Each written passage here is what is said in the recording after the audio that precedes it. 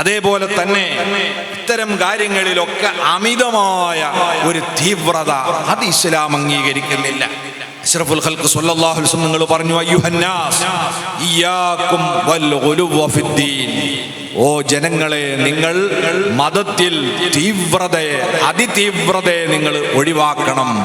ഫഇന്നമാ അഹ്ലക മൻ കാന ഖബ്ലകുമുൽ ഗുലുവ ഫിദ്ദീൻ.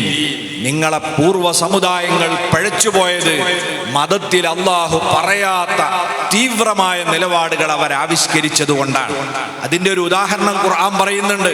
ഇസ്ലാം പ്രകൃതിയുടെ മതമാണ്. മനുഷ്യന്റെ വൈകാരികമായ ആഗ്രഹങ്ങളെ വ്യവസ്ഥാപിതമായി ശമനം വരുത്താൻ നിക്കാഹ് അള്ളാഹു അനുവദിച്ചു. എന്നാൽ മുൻഗാമികളായ പൂർവ്വ സമുദായത്തിൽപ്പെട്ട ചിലരെന്ത് ചെയ്തു? ആ നിക്കാഹ് വേണ്ടെന്ന് വെച്ച് ബ്രഹ്മചര്യം സ്വീകരിച്ചു. അതിനെക്കുറിച്ച് അല്ലാഹ് പറഞ്ഞിട്ടുണ്ട്, വറഹ്ബാനിയത്തൻ ഇബ്തദഉഹാ.